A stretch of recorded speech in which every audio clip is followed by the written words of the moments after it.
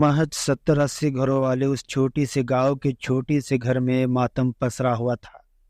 गिनती के कुछ लोग मातम पुरसी के लिए आए हुए थे। 28 साल की जवान मौत के लिए दिलासा देने के लिए लोगों के पास शब्द नहीं थे। माँ फूट फूट कर रो रही थी।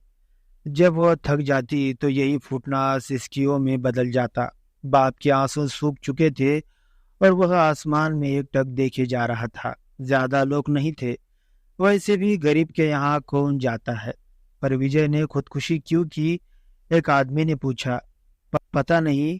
उसने 3 साल पहले इंजीनियरिंग पास की थी, नौकरी नहीं मिली शायद इसलिए।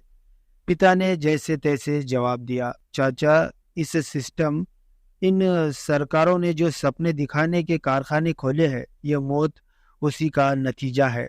आपको याद होगा कि 10 साल पहले जब विजय ने इंटर पास की थी, तब वह इस गांव का पहला लड़का था जो 70% अंक लाया था।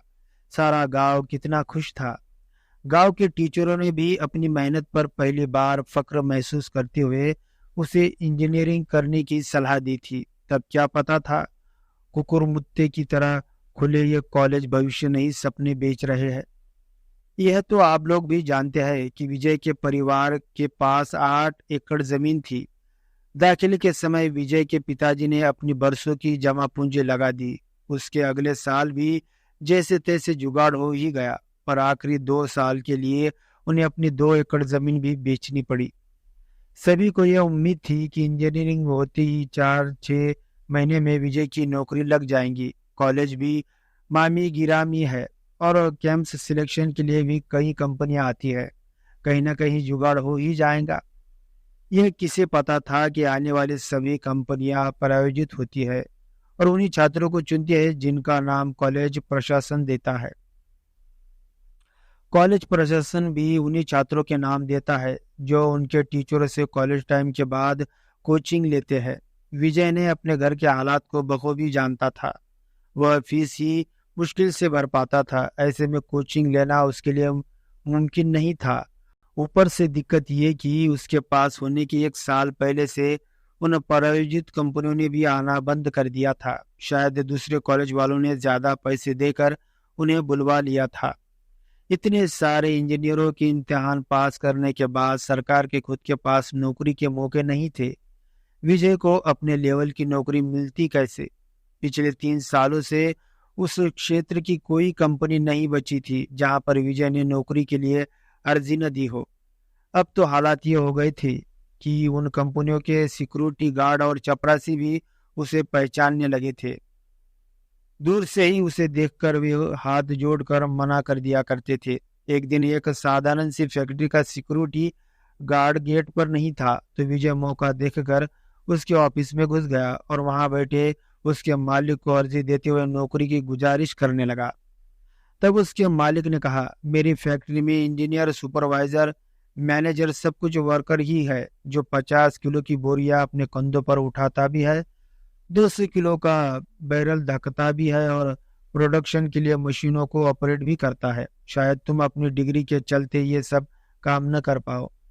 मैं तो सरकार को सलाह दूंगा कि वो इंजीनियर बनाने के बजाय मल्टीपर्पज वर्कर बनाने के लिए इंस्टीट्यूट खोले। यह देश के फायदे में होगा। कारखानों, कंपनियों और सरकारी महकमों में चपरासी तक की नौकरी न मिलते देख विजय ने टीचर बनने की सोची। पर मुसीबतों ने उसका साथ यहाँ भी नहीं छोड़ा। सरकारी स्कूलों में उसे अर्जी देने की पात्रता नहीं थी। प्राइवेट स्कूलों में जब इंटरव्यू के लिए वह गया तो सभी इस बात से डरते हुए थे कि जब उसे अपनी फील्ड की नौकरी मिलेगी तो वह स्कूल की नौकरी बीच में ही छोड़ देगा और स्कूल के बच्चों का भविष्य अधर में लटक जाएगा। गांव के रीति रिवाजों के मुताबिक विजय की शादी भी उसके इंजीनियरिंग में दाखिला लेते ही तय कर दी गई थी। लड़की पास ही के गांव की थी। विजय जब भी गांव आता तो उससे मिलने जरूर जाता था। विजय के इंजीनियर बनने के साथ ही उसने भी अपनी ग्रेजुएशन पूरी कर ली थी। पर पिछले 3 सालों से विजय का कुछ होता ना देखकर लड़की के घर वालों ने कहीं और शादी करने का फैसला ले लिया। उस लड़की ने भी विजय को यह कहते हुए छोड़ दिया, वह जानबूझकर जद्दोजहद की दुनिया में नहीं जा सकती। उस लड़की ने कहा था, याद करो विजय, हमने सुगत भविष्य की जो भी सपने देखे हैं उनमें कोई संघर्ष नहीं है, तो मैं अब कैसे संघर्षों को चुना सकती हूँ? मैं आंखों देखी मक्खी नहीं निगल सकती। विजय गांव वापस आकर खेती इसलिए भी नहीं कर सकता था क्योंकि 2 एकड़ खेती बिकने का कसूरवार वह अपने आप को मानता था। वैसे भी बची हुई 6 एकड़ खेती से 3 लोगों का खर्चा निकलना मुश्किल ही था। विजय चाहता था अगर वह परिवार की कुछ मदद न कर सके तो कोई बात नहीं, पर कम से कम परिवार के लिए बोझ न बने। मैं उसे फोन लगाकर रोज बातें किया करता था ताकि उसकी हिम्मत बनी रहे। पर पिछले 15 दिनों से हालात बहुत खराब हो गए थे। जिन लोगों के साथ वह रूम शेयर करके रहता था उन्होंने 6 महीने से पैसा न दे पाने के चलते रूम से निकाल दिया था। मैं 1,500 रुपए की मदद जरूर करता, पर वह मदद पूरी नहीं पड़ती थी। पेट भरने के लिए वह अक्सर रात में सब्जी मंडी बंद होने के बाद चला जाता था और विक्रेताओं द्वारा फेंकी गई सड़ी हुई सब्जियों और फलों के अच्छे हिस्से निकाल कर खा लेता था। लेकिन परसों हुई घटना ने सिर्फ उसकी उम्मीदों को तोड़ दिया था, बल्कि तथाकथित इंसानियत पर से भी उसका थोथा विश्वास हमेशा के लिए उठ गया था। रूममेट्स द्वारा निकाले जाने के बाद विजय अलग अलग फुटपाथों पर अपनी रातें बिताया करता था। परसों वह ऐसे ही किसी फुटपाथ के किनारे बैठा था। पिछले 2 दिनों से सड़ी हुई सब्जियों के अलावा उसने कुछ खाया भी नहीं था। तभी एक बड़ी सी कार में से एक अमीर औरत उतरी। उसके हाथों में कुछ रोटियां थी। वह अपनी पैनी निगाहों से कुछ खोज रही थी। उसे सामने कुछ ही दूरी पर एक काला कुत्ता दिखाई पड़ा। शायद वह उसी को खोज रही थी। उस औरत ने उस कुत्ते को अपनी तरफ बुलाने की बहुत कोशिश की। रोटियां शायद वह उस काले कुत्ते को खिलाना चाहती थी। कुत्ते ने उस औरत की तरफ देखा जरूर, पर आया नहीं। शायद उसका पेट भरा हुआ था। हार कर वह औरत उन रोटियों को वहीं रख वापस अपनी गाड़ी की तरफ चली गई।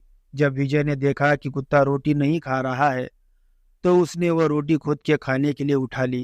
कार में बैठते समय उस औरत ने सारा कारनामा देखा तो वह तुरंत कार में से उतर कर आई और विजय से रोटी छीनते हुए बोली, ये रोटी मैंने शनि महाराज की पूजा के लिए बनाई है और इसे काले कुत्ते के खाने से ही मेरी शनि बाधा दूर होगी, तुम जैसे आवारा के खाने से नहीं। भूखा विजय कब तक सिस्टम से, समाज से और अपनी इंजीनियरिंग की डिग्री के कदम पर लड़ता। आखिरकार उसने जिंदगी से हार मान ली और पानी में डूबकर खुदकुशी कर ली। मातम पुरसी के लिए आए सब लोग चुप थे।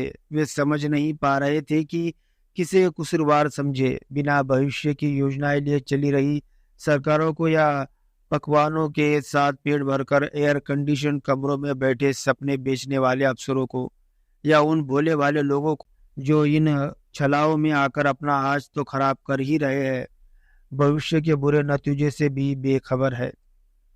उम्मीद है दोस्तों आपको ये छोटी सी कहानी पसंद आई होगी। दोस्तों अगर ये कहानी आपको पसंद आए तो प्लीज़ इस वीडियो को लाइक और चैनल को सब्सक्राइब जरूर करें। धन्यवाद। दोस्तों ये कहानी पूरी तरह से काल्पनिक है। ये कहानी सिर्फ आपके मनोरंजन के लिए बनाई गई है।